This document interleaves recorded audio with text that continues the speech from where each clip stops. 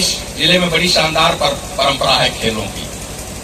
Shooting में भी है, कबड्डी में भी है, हैंडबॉल में है, कुश्ती में है, और जहां जहां मुझे मौका मिला सीडीओ के पद का सदुपयोग करते हुए मैं आजीवन खिलाड़ियों से जुड़ा रहा। आप लोग महसूस करते होंगे कि मुझमें एक बच्चा जिंदा है। वो दो कारणों से जिंदा है। पहला कारण तो मेरे पिताजी जीवित हैं, 91 साल के हैं। वो जब तक जीवित हैं तब तक मैं बच्चा रहूंगा। उनके न रहने के बाद मैं घर का गार्जियन होऊंगा, मुखिया होऊंगा। दूसरा, मैं खेलों, खिलाड़ियों और खेल मैदान से जुड़ा रहा। जब तक मैं खेल मैदान और खिलाड़ियों से जुड़ा रहूंगा तब तक मैं ये शिशु ही रहूंगा। मेरी जवानी बरकरार रहेगी, वो कभी बुढ़ापा नहीं आएगा।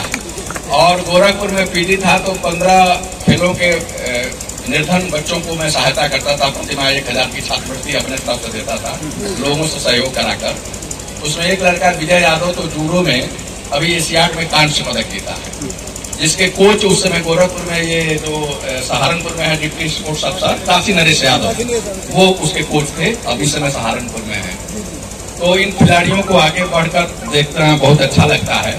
और जिसका जीवन भर खेलों से लगाव रहा है, अगर उसकी विदाई खेल मैदान से हो, खिलाड़ियों के द्वारा हो, और उस समारोह में सुब्बा राव जैसे प्लेयर हो, श्रीधरन और सुब्बा राव को भारत का हर वॉलीबॉल खिलाड़ी जानता है। श्रीधरन भी 16 सालों तक भारतीय टीम में रहे।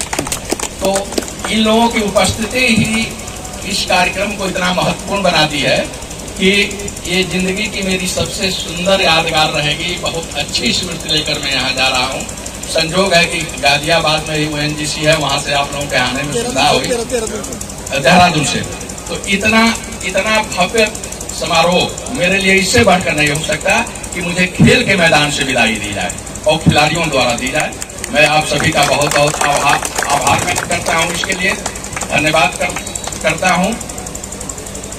वर्तमान जिलाधिकारी महोदय हमारे अनुरोध पर आए और इस कार्यक्रम को गरिमा दिए। ये उनका अनुग्रह है, हम पर कृपा है, और उनका भी खेल और खिलाड़ियों के विकास में योगदान रहेगा आगे चलकर। मैं आप सभी लोगों से कहता हूं, जब भी आपको जरूरत हो, कुछ जिलाधिकारी के विवेक पर ऐसे फंड होते हैं कि वो आप लोगों को खेल के क्षेत्र में सुविधाएं देते रहेंगे। अभी 4 जगह कबड्डी का मैच दिया गया, जसाला स्टेडियम में बहुत खेल का सामान दिया गया, एक कुश्ती के लिए शामली में गद्दा दिया गया। तो अभी और सुविधाएं हम लोग देंगे। आपका स्टेडियम स्वीकृत हो गया है और वो उसका टेंडर जल्द होने वाला है। जब एक स्पोर्ट्स स्टेडियम हैसवाल में बन जाएगा तो वो बहुत बड़ा स्टेडियम बन रहा है, उसमें सारी सुविधाएं रहेंगी। Football, cricket, judo, boxing, swimming pool, ये सब धीरे धीरे उसमें हो जाएगा। अभी तक तो जसाला और उधम सिंह स्टेडियम 2 ही रूप में उपलब्ध हैं, लेकिन गांव में प्रधान जी लोगों के माध्यम से, हमारे पूर्व प्रधान है कि नहीं, मैं वीरेंद्र सिंह साहब को विशेष धन्यवाद दूंगा जिन्होंने इस स्टेडियम को बनवाया मेरे कहने से। ये इनके बाद जो कमी रह गई थी वो वर्तमान प्रधान जी आदेश कुमार जी बनाए, लेकिन जो नींव रखने वाला होता है ना, बुनियाद का ही ज्यादा महत्व होता है। कंगूरे सब देखते हैं भवनों के, लेकिन वो तो किसी की बुनियाद पर टिका है ना, तो इस स्टेडियम की बुनियाद है। मैं इस अवसर पर इनको भी धन्यवाद देता हूं, और जो शेष काम था उसको पूरा करने के लिए वर्तमान प्रधान जी को धन्यवाद देता हूं। और आपका निगाह इस पर सदैव बना रहे, इस स्टेडियम पर, ये इसी तरह सज्जित लगता रहे, इसी तरह यह रौनक बरकरार रहे। इस एक छोटे से गांव में 32 खिलाड़ी अगर नेशनल के हैं, नेशनल खेले हैं, 4 खिलाड़ी आप बता रहे थे बबला जी इंटरनेशनल खेले हैं, तो यहाँ के खून में वॉलीबॉल है और मेरे खून में खेल है।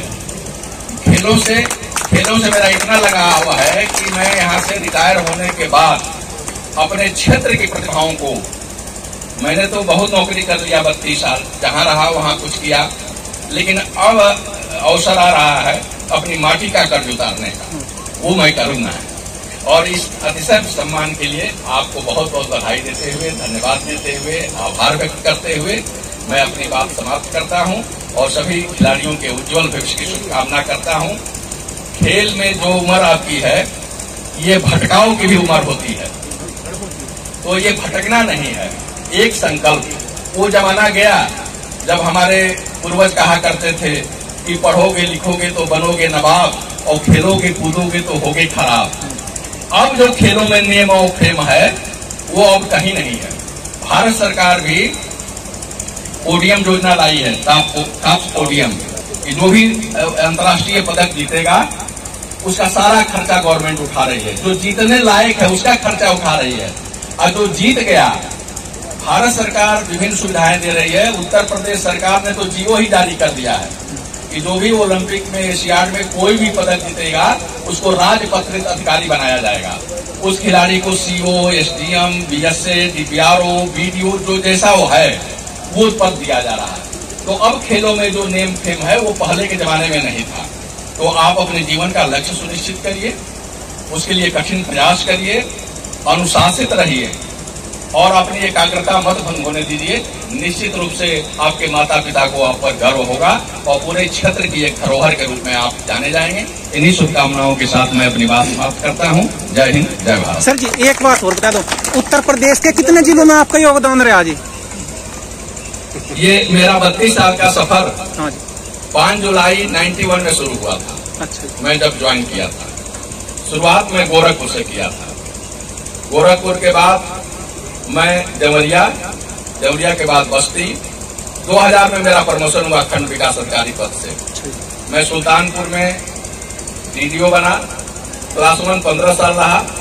सुल्तानपुर से फिर गोरखपुर गया, गोरखपुर से ललितपुर में 2015 में मेरा सुपर क्लास 1 में प्रमोशन हुआ सीडीओ और जेडीसी में। तो ललितपुर से मैं जेडीसी रहा, संयुक्त विकास आयुक्त फैजाबाद मंडल में, अयोध्या मंडल में 2.5 साल। उसके बाद संभल में 1.5 साल सीडीओ रहा, 3 महीना के लिए मुख्यालय पर रहा और 4 साल से 15 जून 19 को मैं शामली में ज्वाइन किया था और 4 साल से अधिक का समय हो गया यहाँ मुख्य विकास अधिकारी के रूप में। धन्यवाद।